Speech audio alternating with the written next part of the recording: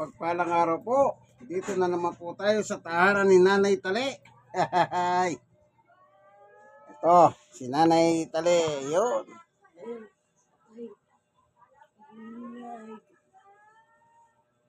Yan. Meron po siyang kapasanan. Yung kanyang buto. Sa baywang.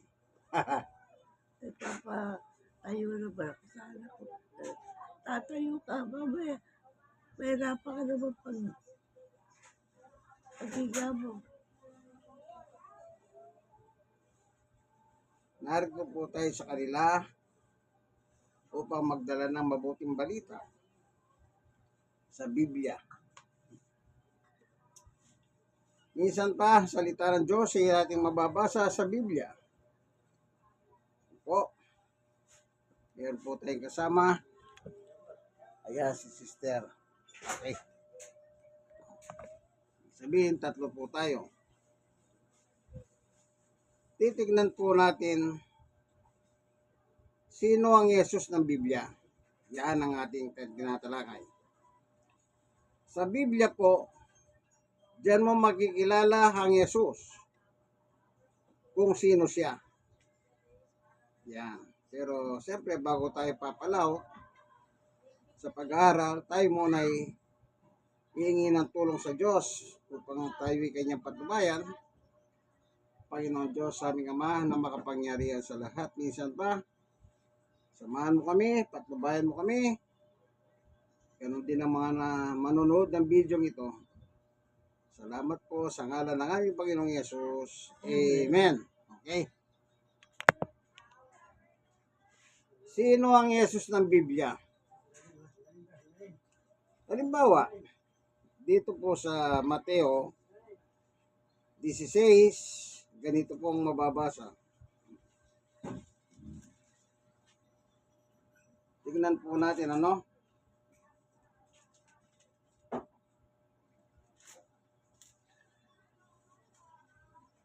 Ganito po. Hanapin lang natin ano.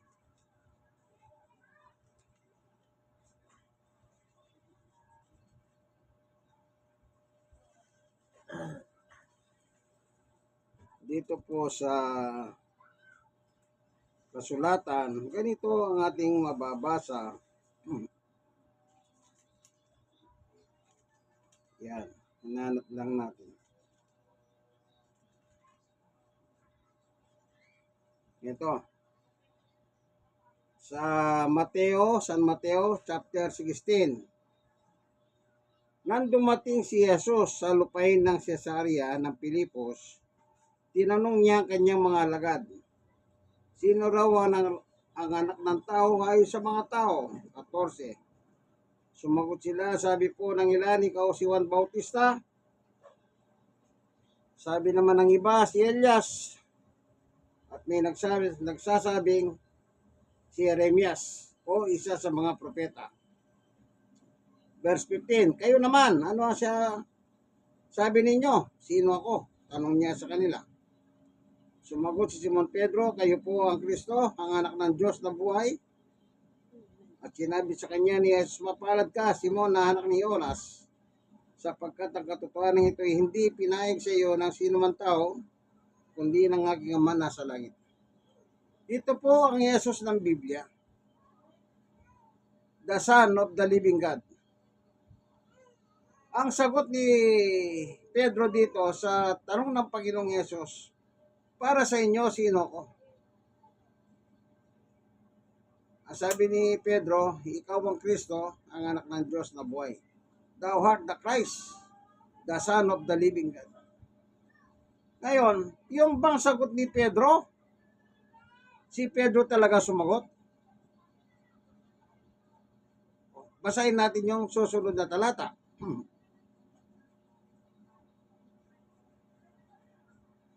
Ganito nakalagay sa verse 17. San Mateo 16:17. Sinabi sa kanya ni Jesus, mapalad ka, Simon na anak ni Jonas, sapagkat ang katotohanan hindi inieg sa iyo na sino man tao, kundi ng aking Ama nasa langit. Ang Diyos po pala sumagot sa tanong ni Jesus kay Pedro at ang mga apostol kasama niya kung sino siya. Para sa kanila, kung yung unang tanong kasi, sino ako? Ayon sa mga tao.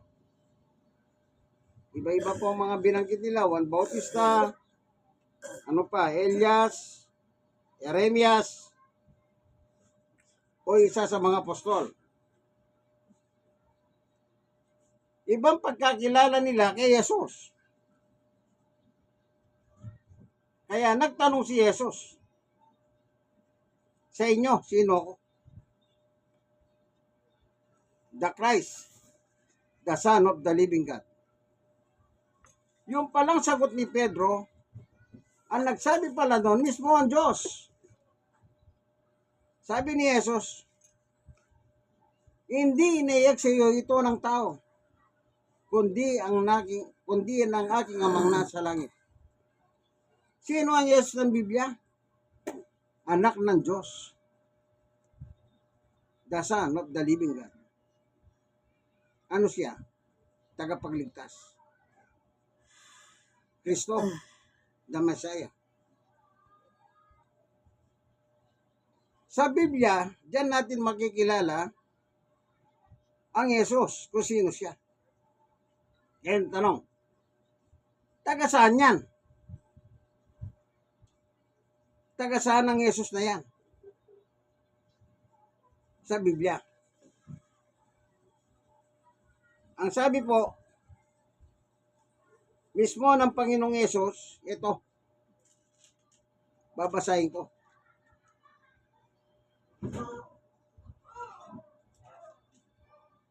Ang sabi niya rito, sapagkat ako'y bumaba mula sa langit, hindi upang gawin ang kalooban ko, kundi ang kalooban ng nagsugo sa akin. Maliwanag po. Sabi ni Jesus, ako'y bumaba mula sa langit. Ibig sabihin, taga-langit pala ang Jesus. Bumaba siya. Taga-langit siya. Oh.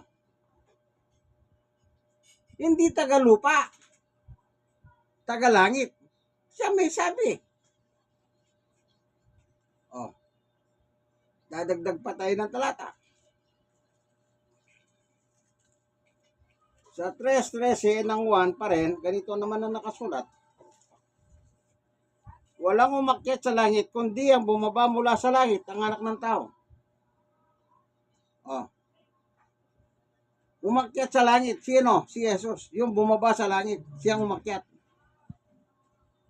Kaya walang taong umakyat sa langit. Ang Panginoong Yesus po ang umakyat.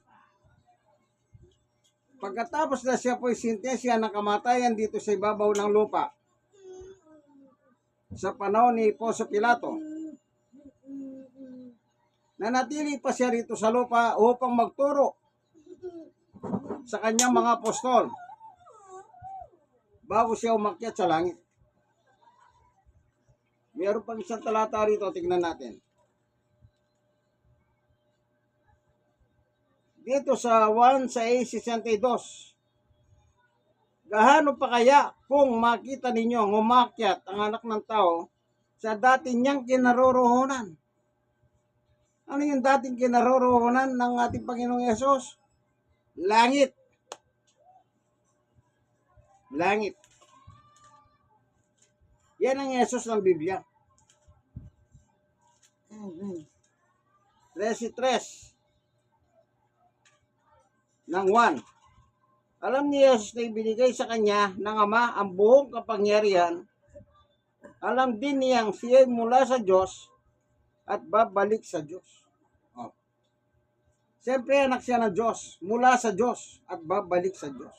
Amen. Taga saan ba ang Diyos? Yung tinuro niya ng Lord's Prayer. Yung Ama namin. Mateo 6:9. Anong nakalagay? Ama namin, nasa langit ka. Sambahin ang pangalan mo. Taga saan ang Ama? na kanyang ama nasa langit. Yung sinabi niya doon sa Mateo chapter 16 verse 18, ang sabi ni Jesus kay San Pedro, mapalad ka, Simon Barjonas. Hindi pinayag ito ng sino man tao sa iyo, kundi ng aking ama na nasa langit. So, yung ama niya, taga langit. Kaya si Jesus nagmula sa langit, pinapunta dito sa lupa, sinugo. Tingnan natin doon sa Galacia. Anong sabi ni Apostol Pablo? Sa 4:4, ganito mababasa. Ngunit nang dumating ang takdang panahon, sinugo ng Diyos ang kanyang anak, o si Jesus yun. Isinilang siya ng babae at namuhay sa ilalim ng kautusan. Sino ba yan? Yung pinanganak ng babae? Ang babae?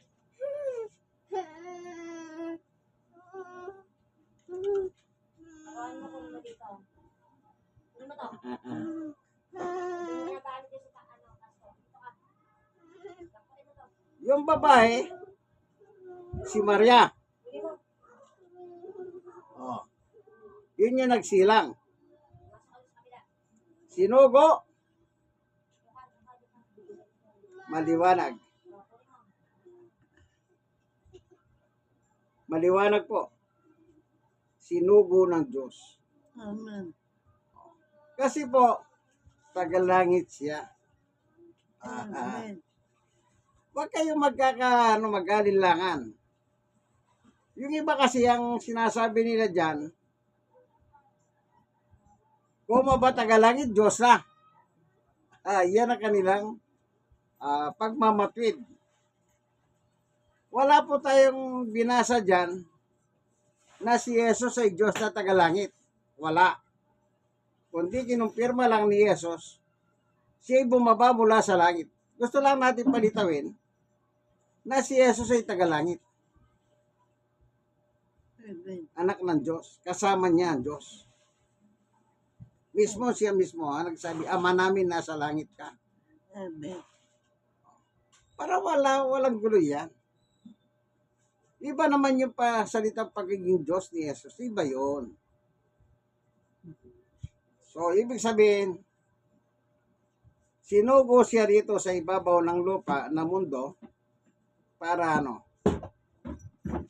upang tubusin po ang kasalanan nating mga tao. Tingnan niyo po ang salita ng ating Panginoong Yesus sa Hebreo chapter 10. 5.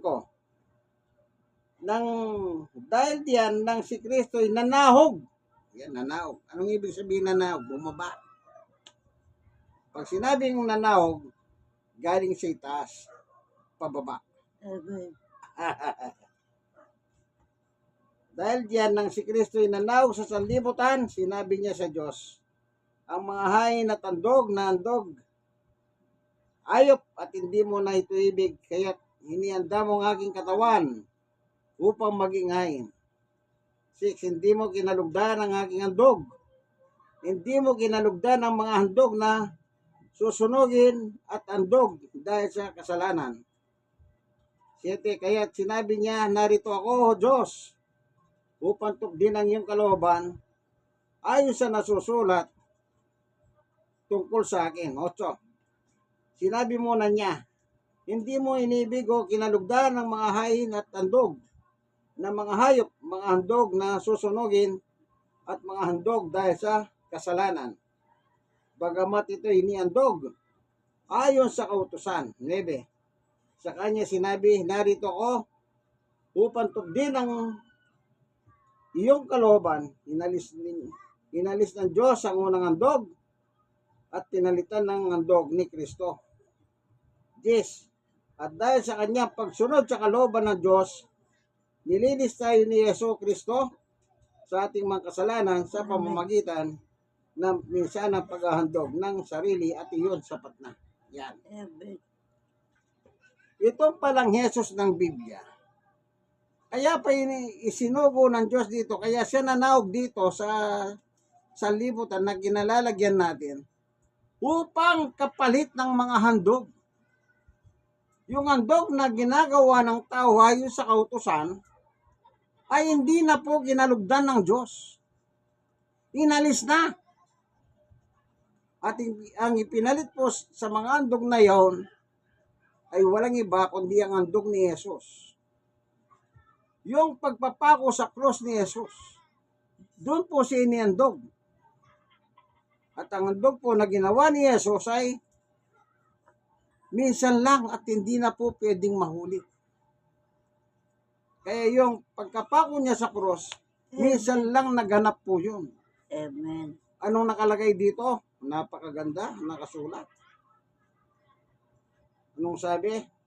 At dahil sa kanyang pagsunod sa kalooban ng Diyos, nilinis tayo ni Jesus sa ating mga kasalanan sa pamamagitan na misa ng paghahandog ng kanyang sarili at iyon sapat na. Nilinis tayo sa ating mga kasalanan. Amen. Wala pong pwedeng maglinis sa ating kaibigan. Yung handog ni Jesus, yun po ang maglilinis sa atin. Kung walang Jesus na namatay, ipinako sa cross, wala pong mangyayaring paglilinis ng ating kasalanan, kaibigan. Hindi ba kayo natutuwa at meron nang naglinis sa atin? Kumbaga marumi tayo. Marumi tayo. Marumi tayo. At lilinis tayo. Yung iba nga, gumagamit pa silang example dyan. Halimbawa, maglalaba ka raw. May mansyal labada mo, ang damit mong lalaban. Anong gagawin mo? Gagamit ka ng pagtanggal ng mancha. Sunrox, chlorine. Yung iba, pinapaarawan, lagyan ng suka, kalamansi. Para lang masigurado nila na yung dumi ng mga damit matatanggal. Yung dumi po sa ating katawan, pag naligo tayo, gagamit tayo ng sabon o kung ano-ano mga nabibiling pampalinis ng katawan, matatanggal ang mga dumi ng ating katawan. Pero yung kasalanan po, yun ang dumi natin. Wala pong pwedeng panlinis sa kahit anuman. Ano ang panlinis doon? Ang dugo ni Jesus. Kung walang dugo na bubo, wala tayong kapatawaran. Meron pong nakasulat dito sa Biblia. 1:7. Tingnan natin ano. Ganito ang mababasa ayon kay Apostol Pablo.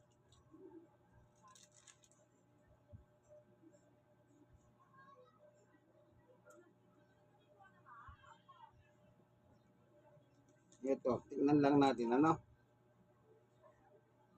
Ito. Sa Efeso 1:7. Tinubos tayo ni Kristo sa pamamagitan ng kanyang dugo. At sa gayon, pinatawad na ang ating mga kasalanan. Amen. Anong pinalinis sa atin? Dugo. Kung walang nabubong dugo, kung walang tumulong dugo sa ibabaw ng krus, walang makakapaglinis sa ating mga kasalanan, kaibigan. Sabi ko nga po, yung damit, marumi, may mancha, gumagamit tayo ng pampalinis. Pag yung katawan mo, maraming dumi, maligo ka, gumamit ka sa sabon, kung ano ba niyang ginagamit mo, malilinis ka. Pero yung kasalanan natin, yung mancha sa ating kaluluwa, hindi malilinis ng tubig po yan. Ang makakapaglinis yan, yung dugo ni Kristo. Amen. Yung dugong banal. Bakit? Yan lang po, wala nang iba. Maliwanag. Tinubos tayo ni Kristo sa pamamagitan ng kanyang dugo at sa gayon pinatawad na ang ating mga kasalanan. Amen. Gayong kadakilang pag-ibig na ipinadaman niya sa atin, binigyan niya tayo ng karunungan at kabatiran upang lubos nating maunawaan ang kanyang lihim na panukala sa isa sa katuparan sa pamamagitan ni Kristo. Amen. Salamat sa Diyos. Salamat po. Sinugo niya si Jesus dito sa ating mundo kung saan nandito tayo makasalanan tayong tao. Minahal tayo ng Diyos. Mahal na mahal tayo ng Diyos. Amen. Ang tanong, mahal ba natin ang Diyos, kaibigan? Amen. Ibig sabihin, nakikinig si Nanay Tali kasi sumasagot siya. Amen daw po. Amen. Salamat, Panginoon Diyos, sa iyong pagtuturo sa amin. Kami po'y mga taong makasalanan. Kami po'y marumi na marumi. Dahil sa aming karumihan, hindi po namin alam kung paano namin lilinisin ang dumi namin sa iyong harapan. Dahil hindi po namin kayang linisin ang aming dumi. Pinadala mo po ang iyong anak na si Jesus upang siyang maglinis sa amin. Amen. Salamat, Panginoon Diyos. Amen. Yan ay dakilang pag-ibig mo sa amin. Amen. Salamat po sa pangalan ng aming Panginoong Yesus. Amen. Amen. Ito po ang inyong kaibigan, Jesus, Brother Manny Bautista. Minsan pa, ang salita ng Diyos ay ating natungayan. Kung may Bible po kayo, sendin nyo lang ako. God bless us po. Nasa barangay 104, Sony, District 1, Tondo, Manila. Sa tahanan ni Nanay Tali. Once again, ayun. Tingnan natin. Ayun si Nanay Tali. Ito naman po yung manugang. Asawa ng kanyang apo. God bless us all po. Bye-bye.